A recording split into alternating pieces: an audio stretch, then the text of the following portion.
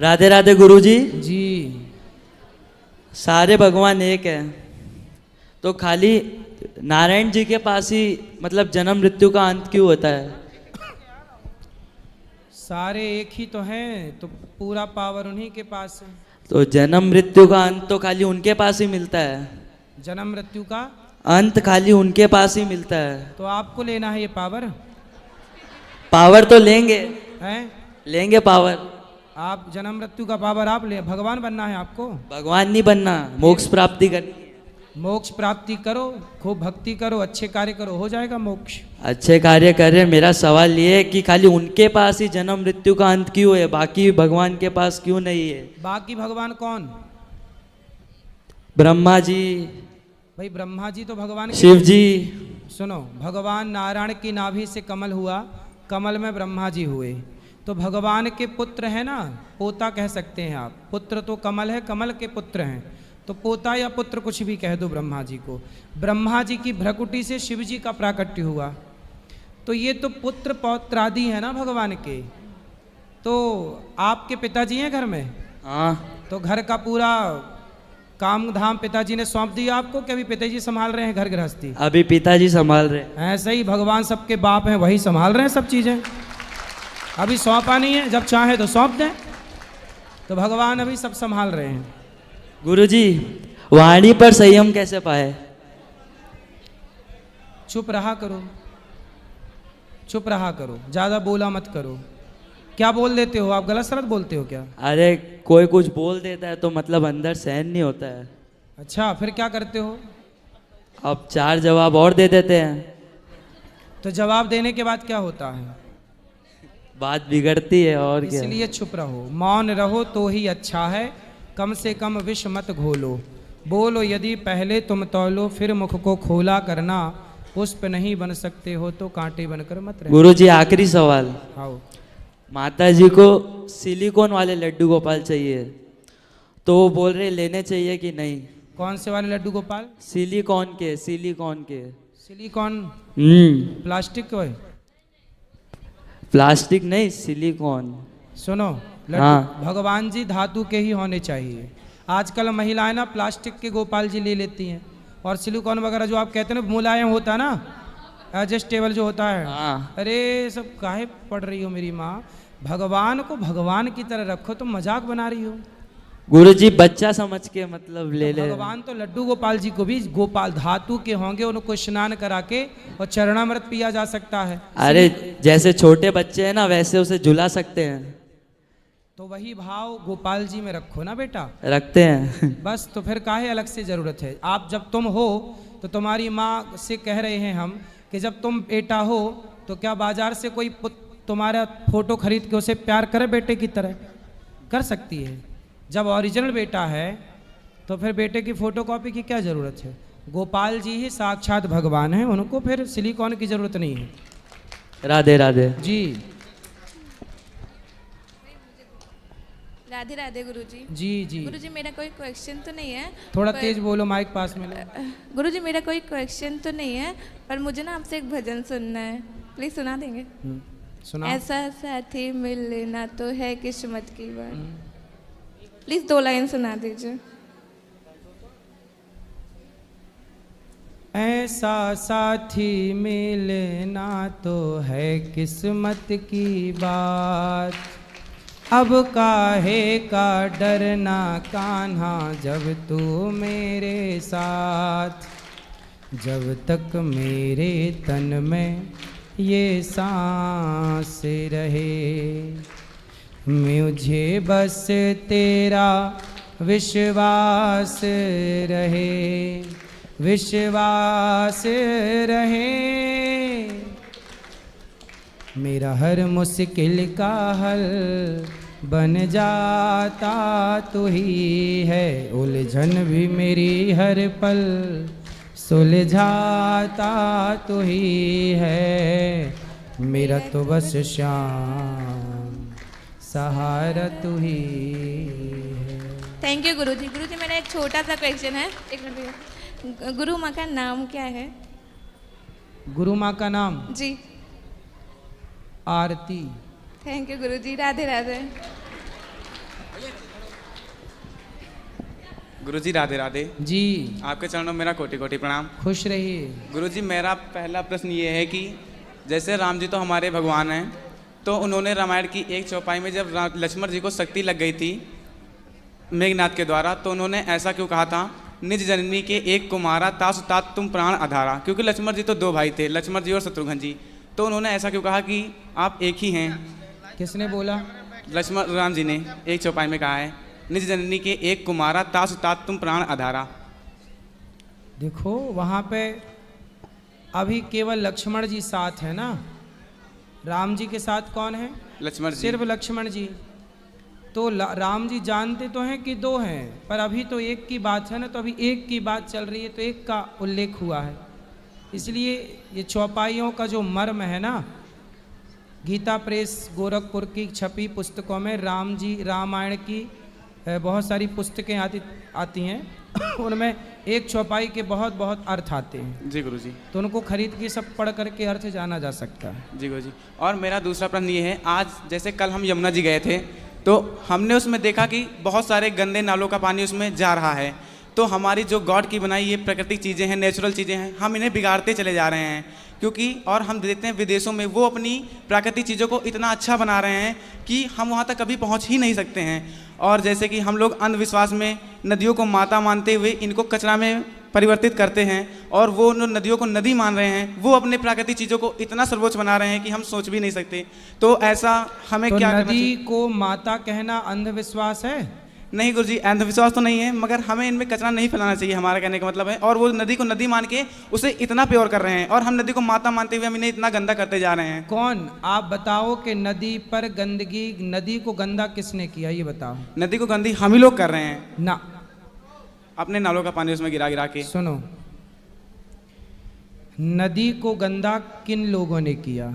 सुनो, राजनीति जानते हो? जी गुरुजी, बहुत कम। थोड़ा जानो। हमारे देश में जब आज़ादी हुई, देश आज़ाद हुआ, जी गुरुजी। तो पहला शिक्षा मंत्री मुसलमान को बनाया गया। जी। अब शिक्षा मंत्री जब मुसलमान बनेगा तो वो गीता पढ़ने देगा? नहीं। रामायण पढ़ने देगा? नहीं देगा। अब ये बताओ कि किस की गलती से पहला शिक्षा, यदि हमारे देश का पहला शिक्षा मंत्री कोई हिंदू बनता तो आज बच्चे गीता पढ़ रहे होते, माँ से मछली नहीं माँ से मंदिर पढ़ रहे होते, गा से गधा नहीं गा से गणेश पढ़ रहे होते। ये राजनीति है। सुनो, शिक्षा में मिलावट कर दी, गा से गधा मिलावट कर दी, गणेश को हटा दिया। देखो मिलावट की बात करूं, फिर उनकी सरकारों ने, उनकी मतलब जिनकी यह नीति थी कि हिंदू के सिलेबस में मुसलमानों को घुसाना है, उन लोगों ने क्या किया, गुरुकुलों को बंद करके गुरुकुलों की मान्यता छीन ली और मदरसों को मान्यता दिला दी।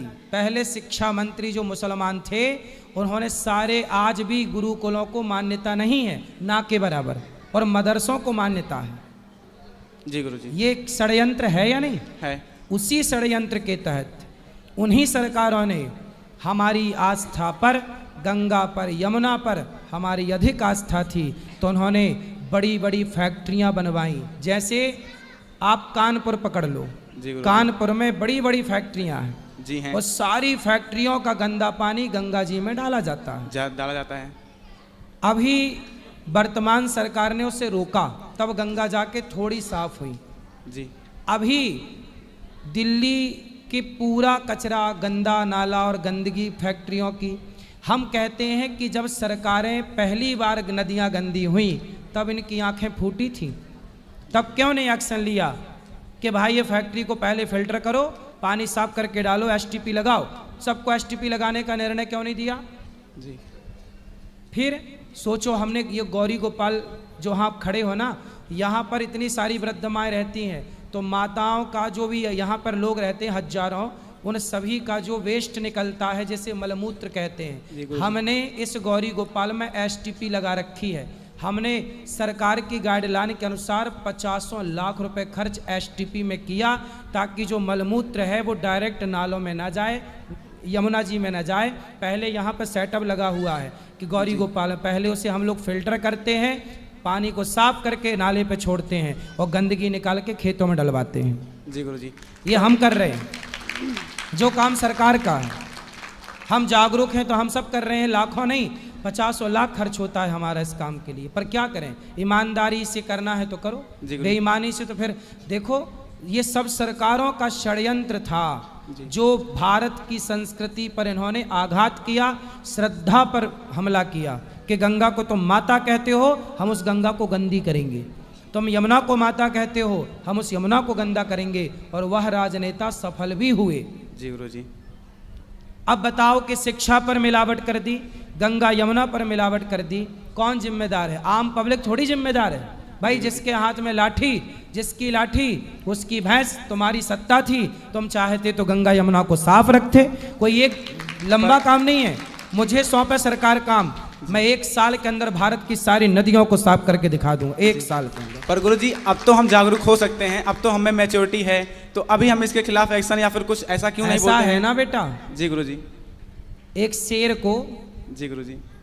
एक शेर को आप पिंजरे में डाल दो जी 2 साल के लिए, जी, और फिर 2 साल बाद जंगल में छोड़ देना, जी वो गुरुजी। शेर भूखा मर जाएगा, मर जाएगा, वो शिकार करना नहीं जानता क्योंकि शिकार करने का अभ्यास नहीं है। छूट गया। अपने अधिकारों की बात करना, भारत 700 साल गुलाम रहा तो अपने अधिकारों की बात करना भूल गया। अभी 70 साल ही हुए हैं आज़ादी के, 70 साल में तुमसे अभी बात करनी नहीं आती कि अपने अधिकार की क्या बात करें। जी गुरुजी। आज 700 साल तक गुलामी थी इस देश में, है ना, और 700 साल के बाद हमारे देश को नेता कैसे मिले? चारा खाने वाले नेता मिले, भ्रष्टाचार करने वाले नेता मिले। हमारे देश को नेता गोलियां चलवाने वाले, भक्तों पे गोलियां चलवाने वाले नेता मिले। अब ये नेताओं ने तो और बर्बाद कर दिया। अब उसके बाद आप आवाज उठाने लायक हुए कब? जी गुरुजी। आज आप ये बात कह रहे हो, ये बात तुम्हारे पिताजी को कहनी थी अपने टाइम पर, लेकिन वो नहीं कह पाए, अब ये बात आप कह रहे हो। जी गुरुजी। आवाज उठाने में हम लोगों ने 70 साल लगा दिए। तो गुरुजी मेरा बस ये है गुलामी। गुलामी बहुत कुछ बिगाड़ती है साहब। 700 साल गुलाम थे तो 70 साल बाद आज आप केवल आवाज उठा रहे हैं। जब आज आवाज उठेगी तो परिणाम भी लंबा होगा, लंबा। जी गुरुजी। बस मैं यही, सही है, खुशी है कि कम से कम आप लोगों ने आवाज उठानी तो शुरू की। बस गुरुजी मेरा यही, हम यही चाहते हैं कि आप जैसे महापुरुष हैं तो आप इस मंच से बैठ के आवाज उठाएं। और अभी तो सरकार भी अच्छी चल रही है तो हमारा इस पे तो जरूर बोलते हैं, हम तो बोलते हैं भैया। जी गुरुजी। क्या मुद्दा है इस देश का जिस मुद्दे पर हम खुल के बात ना करते हो? जी गुरुजी आप तो करते हैं, हम ऐसा चाहते हैं सभी लोग ऐसे करें तो अभी ये परिवर्तन हो सकता है। होगा, चल रहा है। क्योंकि अब इसके सफाई दिल्ली में होने शुरू हो गई है। जी गुरुजी। होगा। अब थोड़ा देखो, ऐसा है ना कि अभी तक गंदगी मचाने वाले लोग थे, अब वो हटे हैं, अब अच्छे लोग आए हैं, तो अब उम्मीद है कि शायद सब अच्छा होगा। जी गुरुजी। राधे राधे। राधे राधे गुरुजी। जी गुरुजी हम काशी से आए हुए हैं। आओ। तो गुरुजी हम ये चाहते हैं कि जैसे हमारा ये बच्चा है, आज ये 3 साल का हो गया गुरुजी, आज इसका जन्मदिन था तो हम बांके बिहारी जी का दर्शन कराने लेके आए थे। आप अपना आशीर्वाद इसको दे दीजिए गुरुजी। और एक आपसे प्रश्न ये था कि गुरुजी हम अपने बच्चों की परवरिश आज के समाज में कैसे करें कि जिससे उसको अपनी पुरानी शिक्षा पद्धति को भी मालूम चले, गीता को भी जाने, और साथ में अपने जीवन को निर्वहन करने के लिए, देश को वैज्ञानिक स्तर पर आगे ले जाने के लिए, और ये आधुनिक शिक्षा पद्धति जो हमारे यहाँ चल रही है, इन दोनों का साथ साथ मिल के चलना जरूरी है, क्योंकि दोनों देश विकास करेगा वो भी जरूरी है, और हम अपने धर्म को जानेंगे तो वो भी जरूरी है सर। सही है। तो इसके लिए आप कुछ मार्गदर्शन आप लोग अपने बच्चों को स्कूल में पढ़ाओ, अच्छे से अच्छे स्कूल में, और साथ ही घर पर थोड़ा गीता आप लोग पढ़ो, आप लोग थोड़ा धर्म को जानो, और बच्चों को आप लोग पढ़ाओ। आप पढ़े होंगे तो पढ़ा पाएंगे, आप नहीं पढ़े होंगे तो आप नहीं पढ़ा पाएंगे। इसलिए बच्चों को धर्मात्मा बनाने से पहले माता पिता का धर्मात्मा होना जरूरी है। धन्यवाद गुरुजी। और एक प्रश्न जरूरी है शायद आपसे पूछना इस समय। गुरुजी, देश में जैसे जनसंख्या हमारी 150 करोड़ देश की होने वाली है, 2021 में जनसंख्या नहीं हुई है 2011 के बाद से, तो ऐसा हमें लगता है गुरुजी कि शायद आप लोग जैसे धर्मगुरु अगर एक मंच से आवाज़ उठाएंगे जिसकी आवाज़ शायद बहुत दूर तक जाती है, सरकारें भी इस बात को इस समय समझती होंगी, जो इस प्रदेश में सरकार है या केंद्र में सरकार है, तो इससे यही अनुरोध है कि गुरुजी जो भी हमारे नेचुरल रिसोर्सेस हैं, वो चाहे जंगल है, चाहे पानी है, चाहे धरती है, अन्न है, ये सब एक सीमित है, उसका दोहन कितने हद तक किया जाएगा। तो इसलिए आप लोग से अनुरोध है कि अगर इस पर जल्द से जल्द कार्रवाई हो जिससे जनसंख्या नियंत्रण हो, वो चाहे किसी भी धर्म समाज का हो। और एक वर्ग की जनसंख्या बढ़ने से, जैसे अभी सभी साथी भाइयों ने प्रश्न पूछा उसमें आपने जवाब भी दिया, हम सुन रहे थे, पश्चिम बंगाल की घटना से लेकर आपने सारी जानकारी दी हम लोग को, तो वो सब भी एक डर सा जैसे बना रहता है कि भविष्य कैसा होगा जो पिछला हो चुका है। हमने कथाओं में कई बार कहा सरकार ना देखो काम तो कर रही है, पर सरकार को ये काम जल्दी कर लेना चाहिए, जनसंख्या नियंत्रण कानून जरूर ले आना चाहिए। अब जनसंख्या बढ़ती आबादी पर ब्रेक लगाना बहुत ज़रूरी है प्रकृति के लिहाज से, क्योंकि ज़मीन उतनी है, नदियाँ उतनी ही हैं, जल के स्रोत उतने ही हैं, आबादी बढ़ जाएगी, प्रकृति का संतुलन बिगड़ेगा, प्रलय की स्थिति उत्पन्न हो सकती है। जैसे कि प्रलय आपने याद होगा आपको 2012 या 13 में केदारनाथ में हुआ रहा। वो क्या था? एक प्रलय ही तो था छोटा सा। जब प्रलय होगा तो फिर ऐसी प्रकृति से खिलवाड़, मतलब प्रलय को निमंत्रण। इसलिए हम सब जनसंख्या नियंत्रण कानून पर बात करना स्टार्ट करें। बात सही कह रहे हैं आप। गुरुजी बच्चे को बस आशीर्वाद दे दीजिए, आज इसका जन्मदिन। खुश रहिए, खुश रहिए। राधे राधे बोल दो बाबू। राधे राधे। राधे राधे बेटा। राधे राधे गुरुदेव जी। मातसी नर्मदे हर है मातसी नर्मदे हर आपका जन्म नर्मदे हर मैया के तट पे है, और मैया का मैं परिक्रमा किया हूँ पैदल। अच्छा, नर्मदा जी की? जी। वाह, सुंदर। तो पैदल परिक्रमा किया, तब से गुरुदेव मेरे मन में बहुत चेंजिंग आया है लोगों के प्रति, जैसे भाव रखना और सेवा भाव का। और मैं तब से जो है कुछ जो भी होता है अपनी कमाई के हिसाब से संतों की सेवा में कहीं ना कहीं भेजता रहता हूँ, क्योंकि वहाँ पे जो मिला देखा मैं वहाँ कहीं भी नहीं मिला। मैं बहुत जगह गया हूँ, बहुत स्थान पर मैया के तट पे जो प्रेम भाव मिला, श्रद्धा मिला, वो कहीं नहीं मिला। इसके बारे में जो बताइएगा आप थोड़ा। और एक मेरा प्रश्न ये है गुरुदेव, गुरु मंत्र और गुरु दीक्षा एक ही है? एक ही है। जैसे कि जो दीक्षा लेते हैं उनका कुछ नियम होता है, अलग होता है, और जो गुरु मंत्र लेते हैं एक ही उसके नाम अलग। कोई उसे गुरु मंत्र कहता, कोई गुरु दीक्षा कहता है, कोई गुरु नाम कहता है, कोई कान फूकना कहता है कि कान फूकवा लो। नहीं, जो गुरु एक ही बात संस्कार जो होता है, गुरु संस्कार दीक्षा संस्कार जो वो होता है, पंच संस्कार होते ही हैं। जब गुरु मंत्र लेंगे, गुरु दीक्षा लेंगे तो पंच संस्कार होगा। तो दोनों में नियम मतलब एक ही बात है ना, पर्यायवाची है। बनाना कहो, केला कहो, बात एक है, एप्पल कहो, सेब कहो, बात एक है। अच्छा, उसका पालन मतलब एक ही है, चाहे आप ले पर्यायवाची है ना। भाषाओं के कारण बदल गई भाषा। पंजाबी लोग बोलते हैं गुरु नाम लेना है जी, अपने यहाँ बोलते हैं कान फूकना है जी। कान फूक गए। फिर सामान्य भाषा में बोलते हैं गुरु मंत्र लेना है, और भाषा है गुरु दीक्षा लेनी है सब एक ही चीज़, लेकिन सबकी अपनी अपनी कोस कोस में पानी बदले, 4 कोस में वाणी। हर थोड़े थोड़े आगे चल के भाषाएं बदल जाती हैं। जो संस्कार होता है, जो संत संस्कार होता है, जो संतों का संत बनने के लिए मतलब जो संस्कार होता है, हाँ, तो वो उसका नियम तो कुछ अलग होता है। वो अलग है। वो तो जब संत बनोगे तब संस्कार आपका अलग होगा। तो क्योंकि जब से मैं मैया की परिक्रमा किया हूँ तब से मन मेरा बहुत विचलित है। तो आपको संत बनना है। मतलब नियम जो मतलब इतना मैं दोनों नाव पे जैसे चलना, मतलब परेशानी, मेरा दिमाग डिस्टर्ब इतना है कि। पत्नी है आपकी? हाँ, यहीं पे है। तो पत्नी के सहित संत बनोगे कि पत्नी को छोड़ के? नहीं, इसीलिए मतलब जाके मतलब वापस में आया इन्हीं के लोग के लिए कि अब मेरा मन इनके पास मतलब, लेकिन लग नहीं रहा है मेरा मन। अच्छा, पत्नी के पास मन है? नहीं है। मेरा मन मतलब ये हो रहा है कि कहीं शांति से भजन भाव करे और सेवा जो कर सके, तो लोगों की परोपकार। बच्चे हैं? एक लड़का है। शादी हो गई? जी, बीवी है। नहीं, बच्चे के नहीं हुआ अभी।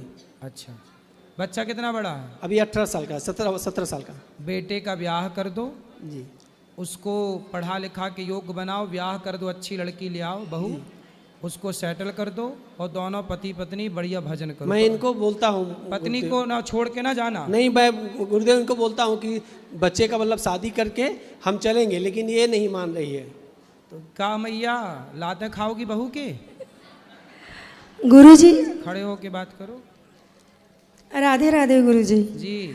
गुरुजी, हम ये कह रहे थे कि पूजा पाठ में तो हमारा भी बहुत मन है, बट अभी बेटे के लिए हमारा कोई कर्तव्य है, तो कर्तव्य पूरा करके तो बोल रहे हैं, सुनो जी बहू आ जाए तो सब सौंप के साल 2 साल बाद, तुरंत नहीं, सब जिम्मेदारियां दे के अपने तीर्थ यात्रा पे निकला करो महीने जी भर की। गुरुजी हम पहले ना 1 महीने के लिए जाओ, 1 महीने तक बच्चों को छोड़ो, 1 महीने में पता लग जाएगा कि बच्चे ठीक से कर पा रहे हैं कि नहीं, गृहस्थी चला पा रहे हैं कि नहीं।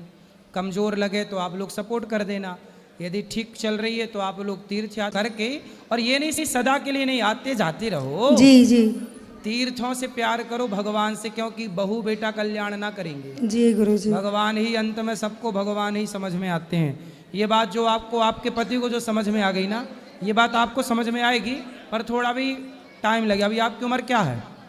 गुरुजी हमारा अभी 39 है। हाँ, इसलिए आपकी अभी उम्र ही नहीं हुई है सब समझने की। काहे अभी इनकी उम्र नहीं हुई? 50 तो आने दो, आप कब बोल रहे हो 51? तो 50 पार तो होने, अभी तो 40 नहीं हुई, अभी 11 साल बाकी हैं। 11 साल बाद इनकी अक्कल की दाढ़ निकलेगी ये वाली। राधे राधे गुरुजी। जी।